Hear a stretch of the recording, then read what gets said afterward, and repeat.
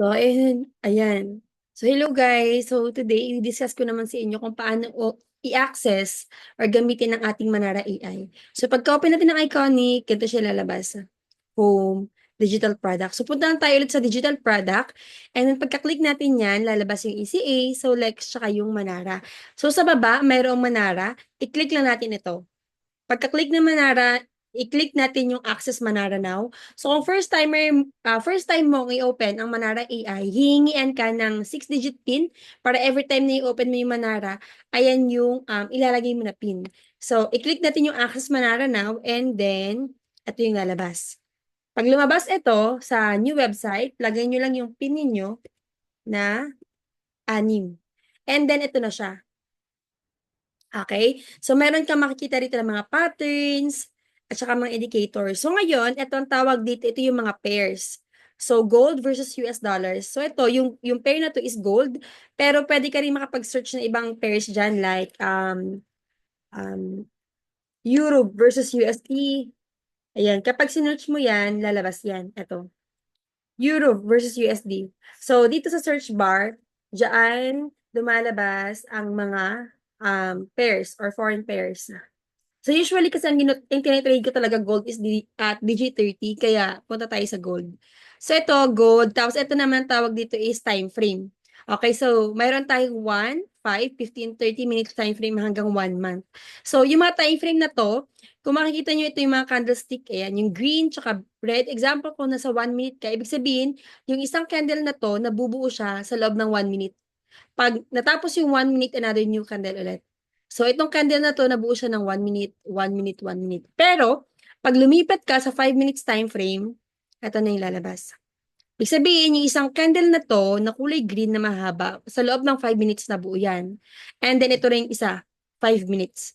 So, ang time frame is different yan, iba-iba. Merong 15, 30. So, example, kung ang gagawin mo is scalping lang, titingin ka sa 5, tsaka 15 minutes. Kasi scalping lang, mabilisan lang. Ibig sabihin, pag nag-profit, ika-close mo siya agad. Pero, kapag ang titingnan mo is day trader ka, sa hour ka titingin. Sa mataas na time frame ka titingin. Like 1 hour, 4 hours, or kung hindi kaya, swing trader ka, titingin ka rin sa day na time frame or 4 hours time frame or week.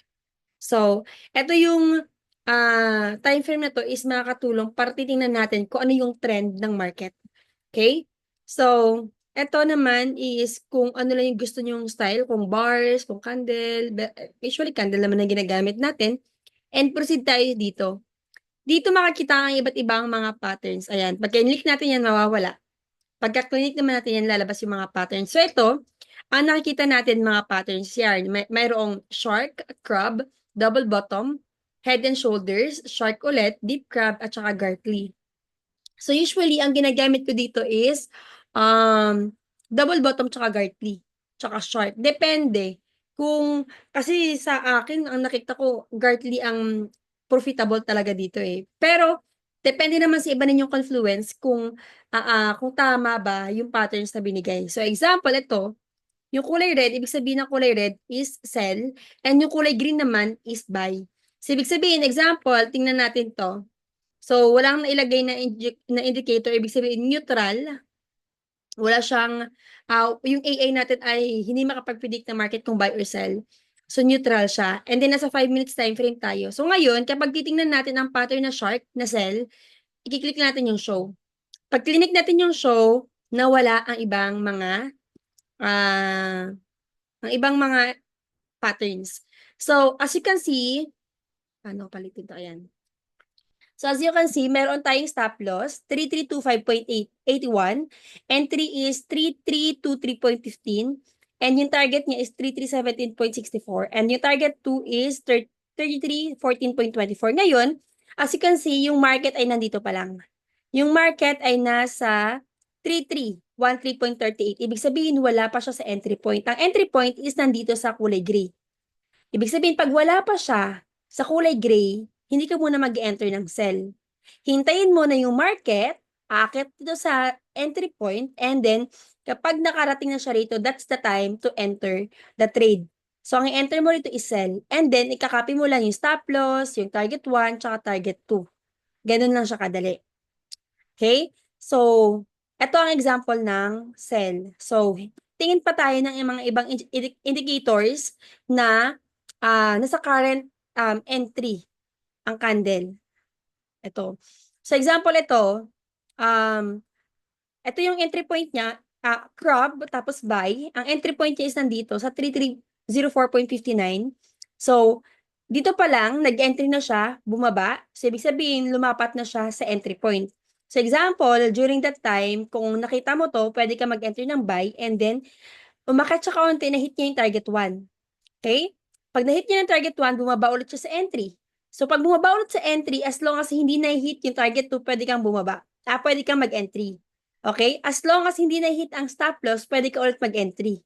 Okay? Pero usually, pagka na-hit na yung target 1, hindi na ako nag-entry. Okay? So, nakita ninyo, bumaba ulit, tapos bumalik sa entry, sa loob ng kulay gray, tapos umakyat ulit, na-hit ulit na target 1, bumaba, bumalik si entry, and then going up ulit, going TP1 ulit. So usually ang ginagawa ko, once na na-hit na yung TP1, hindi na ako nagre-enter. Okay? So nag-aabang na lang ako ng iba pang opportunity ng market. So dito naman example naman, hindi niya na-hit ang TP1, pero umakyat siya, tapos bumaba ulit sa entry, umakyat ulit, pero hindi na-hit ang target 1, bumaba ulit sa entry, hindi pa rin na-hit ang target 1 or yung stop loss, pwede kang mag-re-entry as long as nasa entry point at hindi na-hit ang target 1 tsaka yung stop loss. So, ganun siya. Hanap tayo.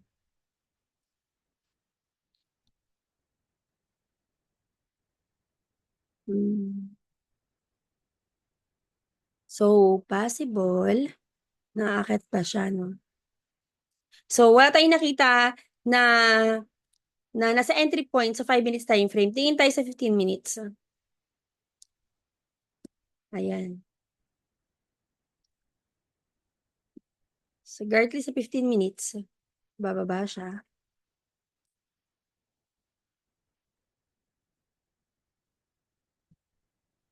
Ano to?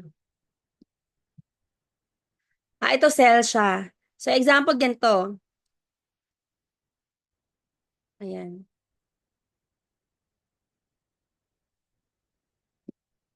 So, example, ganito siya, di ba? Kung halimbawa, kanina, nakita natin, ito, so ito yung entry niya, nakita natin ito, and then, nasa entry point tayo, pwede tayo sanang nag-enter ng sell. So, as you can see, nasa loob siya ng entry point, tapos bumaba siya sa target 1. Pero, hindi pa niya na-hit ang target 2. Kapag ka ganito, wag na kayo mag-re-entry. Okay? Muna tayo sa 1 minute. Sa 1 minute time frame ay, so ayan, sa 1 minute time frame, ang nakalagay na technical indicator, strong buy. Okay? Pero yung trend weak. So as you can see guys, 'di ba ito yung lahat ng patterns.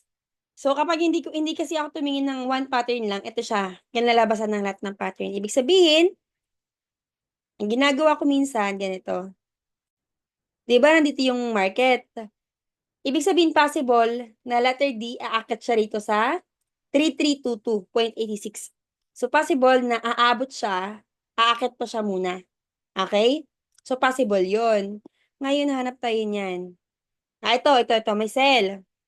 Try nating mag-sell ngayon. Sakto. So, magsisell ako ngayon kasi meron tayong nakita na sell signal dito sa Manara. So, ang entry point is 3315.52. Yung stop loss niya is 3317, 3317.26. Tapos, hanggang target 2 na 3309.05. So, ayan. Nag-sell tayo, guys. Teka lang, ha.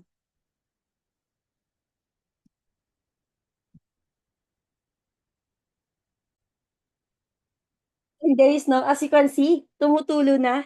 And kung makikita ninyo, blue na rin yung tinake natin na trade. Ayan. So, $2 na running profit. So, let's see if may hit niya to. Since scalping lang to, so nasa 1 minute time frame tayo. Pag nasa 1 minute time frame is scalping lang ang gagawin natin. So, balikan natin yan mamaya, yung BAT. Ayan. So, ganun lang mag-copy ng signal sa Manara AI. Hihintayin natin na yung candlestick ay lumapat dito sa entry point. At yung entry point na sinasabi ko, ito yung kulay gray, yung makapal na yan.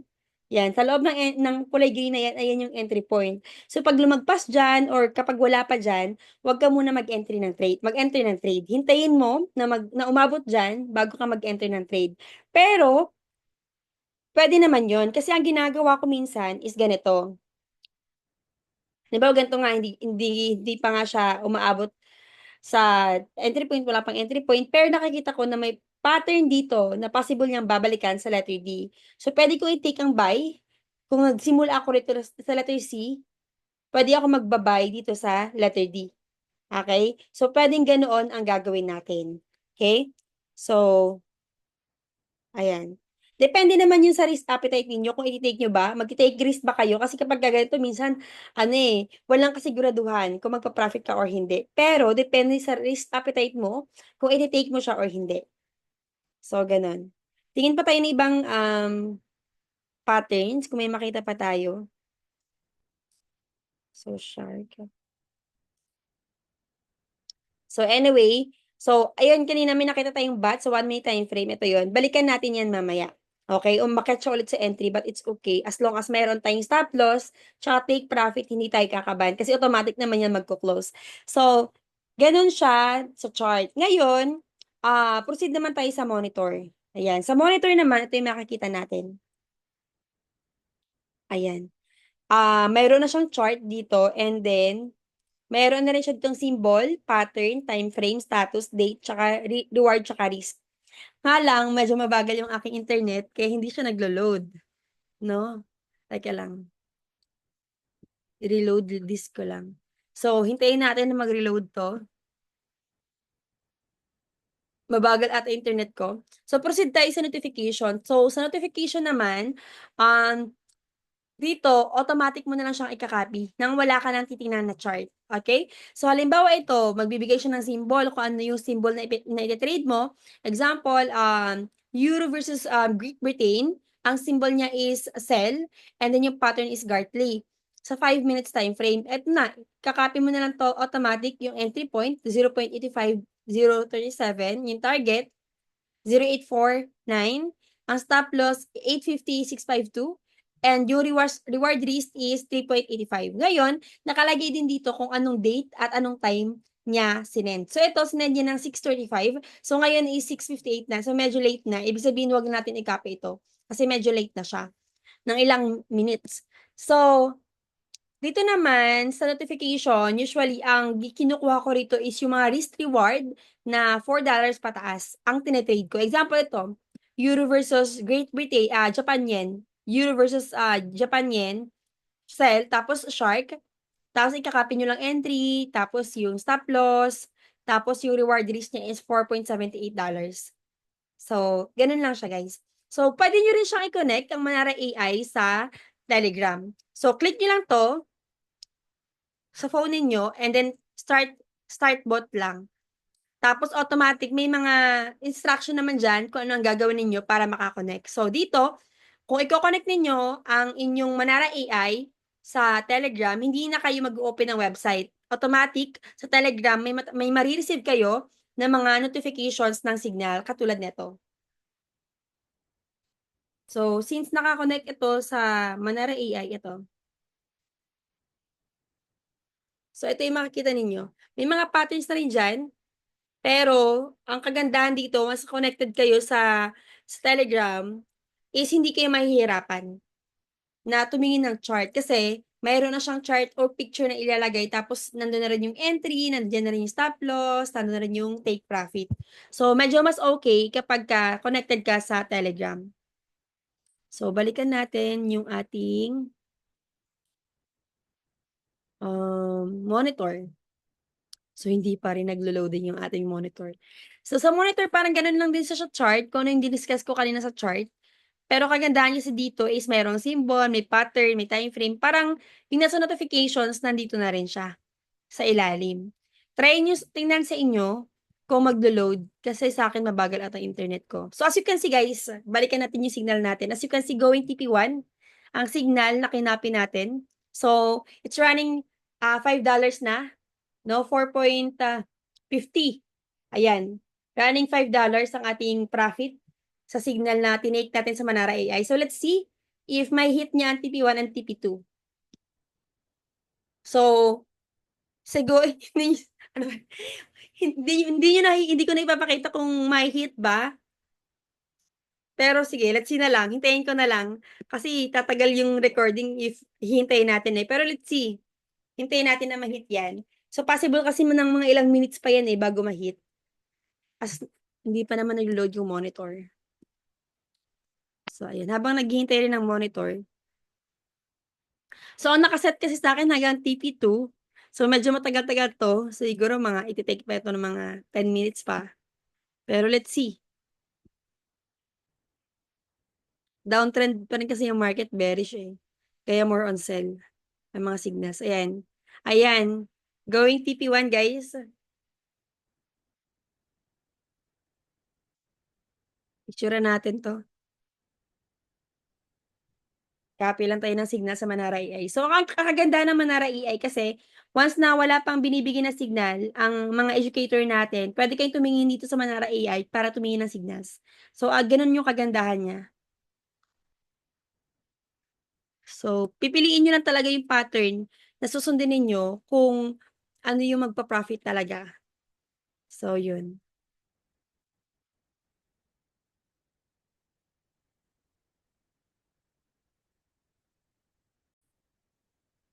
So, guys, as you can see, no? Ayan. Bumaba at na-hit yung ating TP1.